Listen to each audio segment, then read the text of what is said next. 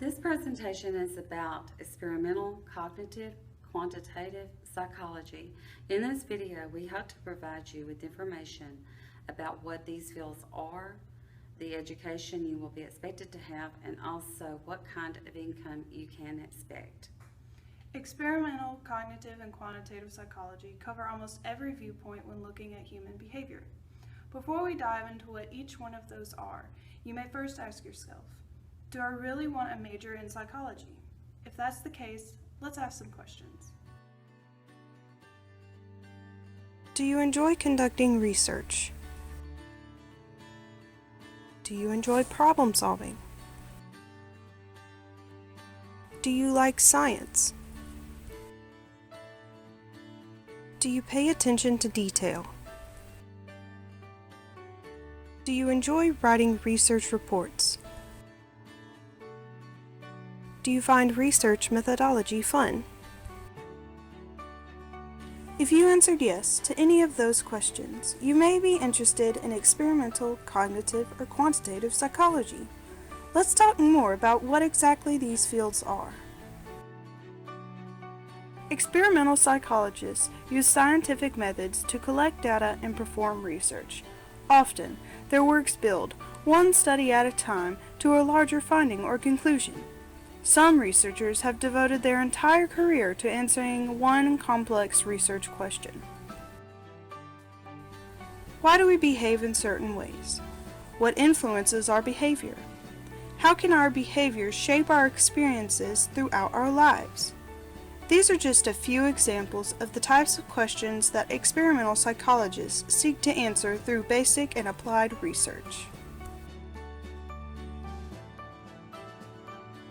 Often, psychologists with training in experimental psychology contribute across subfields, using scientific research to provide insight that improve teaching and learning, create safer workplaces, and promote healthy child development, just to list a few examples. As you can imagine, there are many different ways that you can get into the field of experimental psychology. Experimental psychologists employ human participants and animal subjects to study a great many of topics.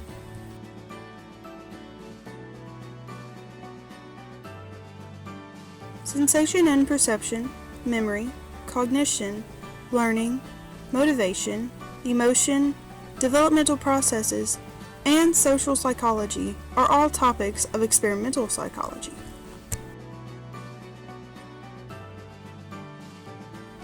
Your experimental psychology education. The master's degree typically prepares students to teach at the junior college level, work in various public and private research settings, and move on to advanced study. Programs are usually 2 to 3 years long. Some people choose to work in a lab or on other research teams after entering their master's degree. After a few years of first-hand experience, many return to school to earn a doctoral degree. In many cases, master's degrees are not offered as terminal degrees, but only for those intending to go on to earn a PhD. Pursuing a career in experimental psychology. A career as an experimental psychologist starts out with a bachelor's degree in psychology. Math skills and a strong grounding in how to collect and analyze data are critical to becoming an experimental psychologist. In addition, specialty areas such as human factor psychology and industrial and organizational psychology often have a very strong research focus, and professionals who work in these areas often make experimentation and research the major focus of their careers.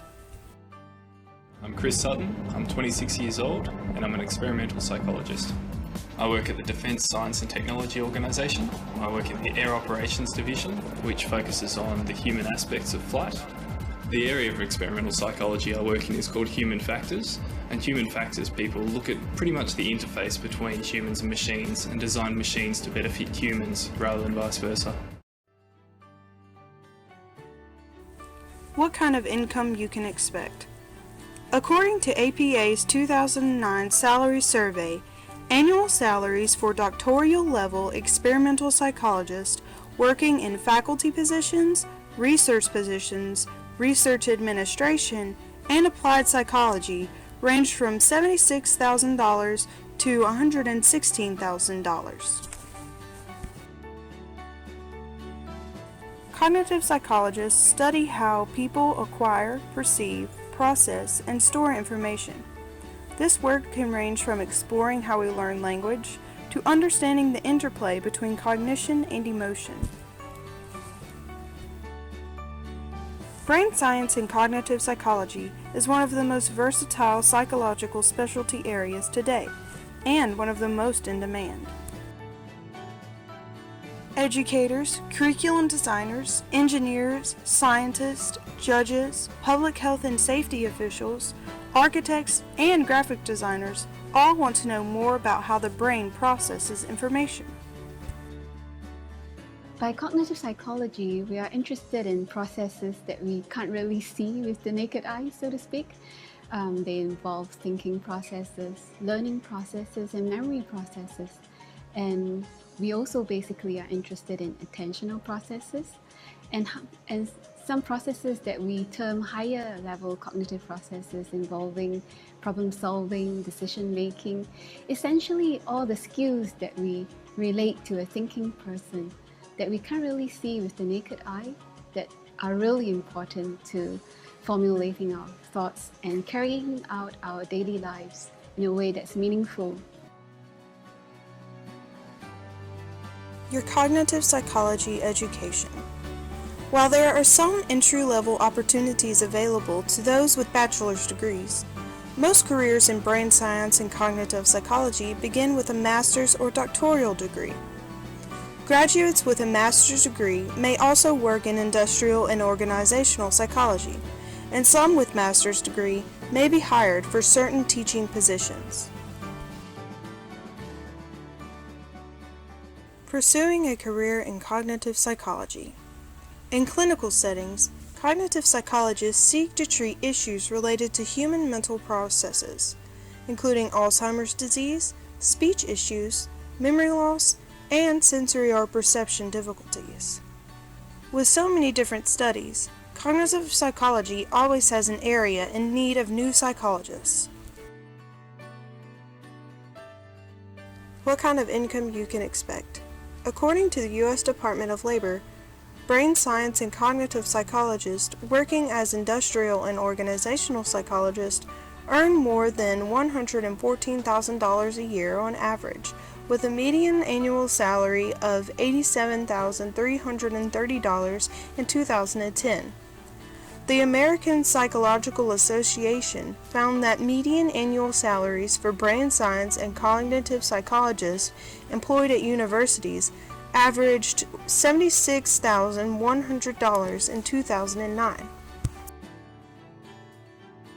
Quantitative psychology is central to all aspects of psychology: science, education, public interest, and practice. Quantitative psychology is the study of methods and techniques for the measurement of human attributes, the statistical and mathematical modeling of psychological processes, the design of research studies, and the analysis of psychological data. Quantitative psychologists develop new methodologies. They also evaluate existing methodologies to examine their behavior under conditions that exist in psychological data. This work supports the substantive research of all areas within psychology.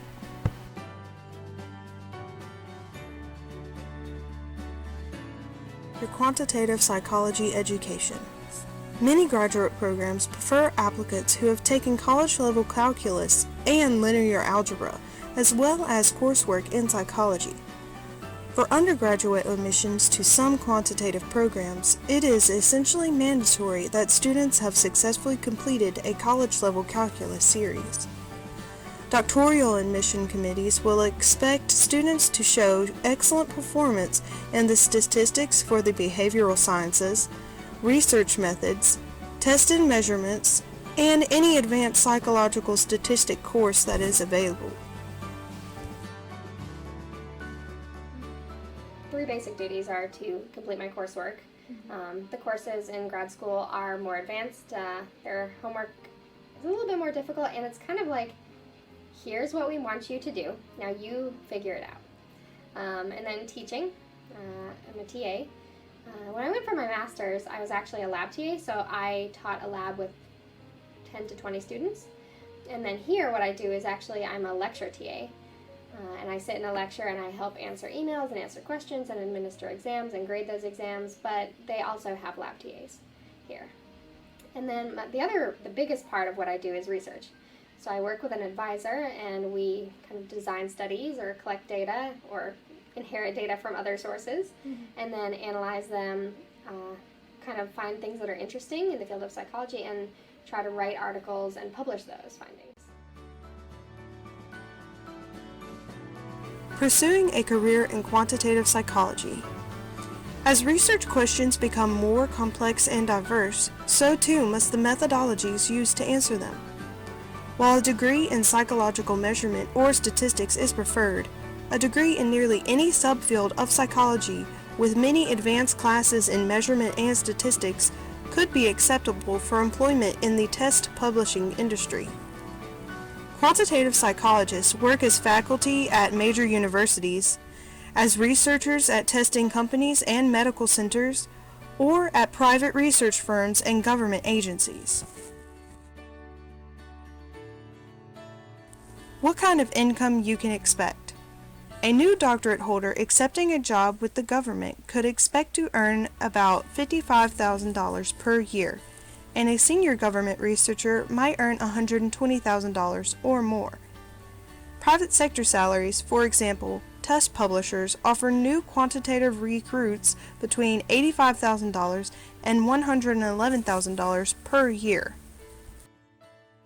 We hope this video was beneficial to your understanding of experimental cognitive and quantitative psychology.